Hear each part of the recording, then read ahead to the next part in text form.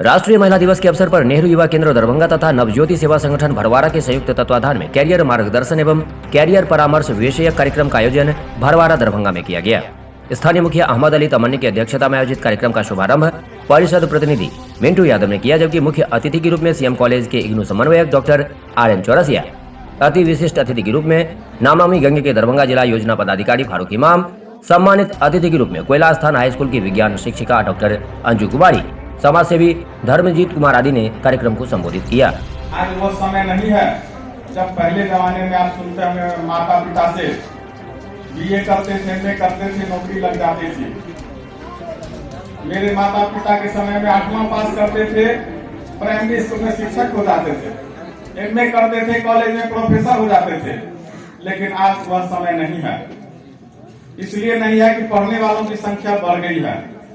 अब शिक्षा की महत्ता को हर व्यक्ति समझ रहे हैं, चाहे समाज के किसी भी स्तर पर वो हैं, शिक्षित हैं, अशिक्षित हैं, अमीर हैं, गरीब हैं, सभी शिक्षा के महत्व को समझ रहे हैं। इसलिए आपको एक तरफ तमाम कैरियर के उपलब्ध हैं सुविधाएं, दूसरी ओर कुछ अलग करने की तमन्ना भी होनी चाहिए। सामान्य से हटकर कॉलेज में अभी पार्ट 1 का नामांकन दिसंबर माह में पूरा हुआ है और सारे के सारे छात्र आकर के कौन सा विषय लेना तो हिस्ट्री लेना, हिस्ट्री, सोशियोलॉजी, पॉलिटिकल साइंस से ऊपर नहीं उठ पा रहे हैं। बहुत कठिनाई है ऐसे विषयों को लेकर के कैरियर चयन करने में, क्योंकि किसी भी चीज क्षेत्र में सीमित है, सरकारी नौकरियां सीमित हैं। कोई भी सरकार आएगी 100% युवाओं को, पढ़े लिखे को रोजी रोजगार नौकरी नहीं दे पाएगी। इसलिए हमें अभी फारूक जी ने कहा कौशल विकास होना चाहिए।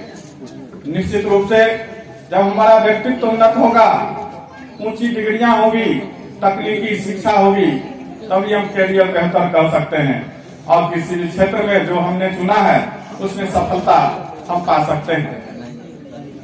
इसलिए भीड़ का हिस्सा न बने और बहुत सारे कैरियर के क्षेत्र हैं जिन्हें आज जरूरत है कि हम उसे जाने, समझें और फिर उस क्षेत्र में अपनी पूरी क्षमता, रुचि को लगाएं।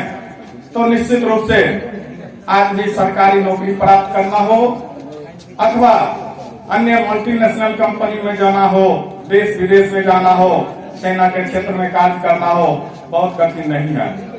आज मोबाइल एक ऐसा माध्यम है जिसका हम स्तर से अंतर्राष्ट्रीय स्तर का शीघ्र ही होगा। बहुत ज्यादा पर्यटन के क्षेत्र में, रोजगार के क्षेत्र में इसका दूरगामी लाभ होगा। बिहार का सबसे बड़ा और दूसरा तारामंडल का अधिकांश काम पूरा हो चुका है। आप मूर्त रूप में से पॉलिटेक्निक कॉलेज दरभंगा में देख सकते हैं, दूर से दिखाई पड़ता है, बहुत ऊंचा, 350 व्यक्ति का एक साथ बैठने की क्षमता वाला। पटना में भी इतना बड़ा नहीं है। दरभंगा में आप एक 4 लेन को देख रहे हैं, इसके बाद यही भिठौली होकर के एक दूसरा 4 लेन भी दरभंगा से होकर जयनगर गुजरेगा, जो रांची बख्तियारपुर होते हुए बन रहा है। 6 लेन स्वीकृत हो गया है दरभंगा में, एम्स बन रहे हैं, सुपर फैसिलिटी हॉस्पिटल बन रहे हैं। दरभंगा में 7 रेलवे की गुमटियां हैं बची हुई, कठलवाड़ी तो बन गया है उधर ओवरब्रिज, इस तरह के 7 ओवरब्रिज स्वीकृत हैं। IT पार्क बनने वाले हैं। दरभंगा में आउटर बाहरी परिधि में सर्किल में रोड बनेगा, बाईपास के स्वीकृत हैं। अब मेजर प्रोजेक्ट इतने हैं कि उसमें कुशल युवाओं की जरूरत है। आज फारूक जी ने कहा कि विश्व की निगाह भारत पर है। निश्चित रूप से हमें मालूम है भारत युवाओं का देश कहा जाता है। इतने युवा किसी भी विश्व के देश में नहीं है। भले चीन जनसंख्या में बड़ा है, लेकिन वह वृद्धों का देश है। जापान वृद्धों का देश है। तमाम विकसित देश आज वृद्ध के देश हो गए हैं, लेकिन भारत युवाओं का देश है। उभरता हुई अर्थव्यवस्था है, यहाँ की बहुत बड़ा बाजार है, रोजगार के अपार साधन हैं। विश्व की बड़े बड़े देश, बड़ी बड़ी कंपनियां यहाँ आ रही हैं। तो हमें उन कंपनियों में जगह लेना है, रोजगार लेना है, कैरियर लेना है, तो अपने आप को उसके अनुरूप बनाना होगा। केवल आईए बीए कुछ अलग से कर सकते हैं जो उनके कैरियर के विकास में सहायक सिद्ध होगा।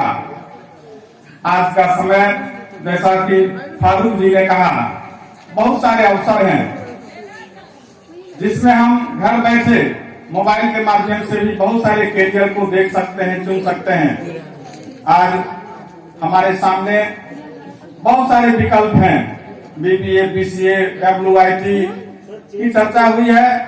इस तरह के कोर्स आज दरभंगा में उपलब्ध हैं जो कभी दिल्ली, मुंबई में हुआ करते थे। और एक सुविधा और है कि बहुत सारे डिस्टेंस मोड के कार्यक्रम हैं, खास करके इग्नू केंद्र का मैं समन्वयक हूँ। इस नाते मैंने जाना है कि बहुत सारे कैरियर के विषय इग्नू के माध्यम से भी किए जा सकते हैं। CM college Darbhanga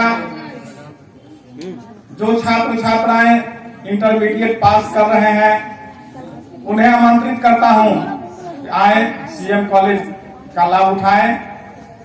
BBA, BCA के अलावे सर्टिफिकेट कोर्स भी संचालित हैं जिनमें पत्रकारिता, पुस्तकालय एवं सूचना विज्ञान, creative writing and translation, hospitality and catering management, foreign trade, e commerce और अनौपचारिक संस्कृत में सर्टिफिकेट कोर्स नामक 7 सर्टिफिकेट कोर्स संचालित हैं जिनके माध्यम से युवाओं के सपनों को साकार किया जा सकता है, उनके सपने पूरे हो सकते हैं।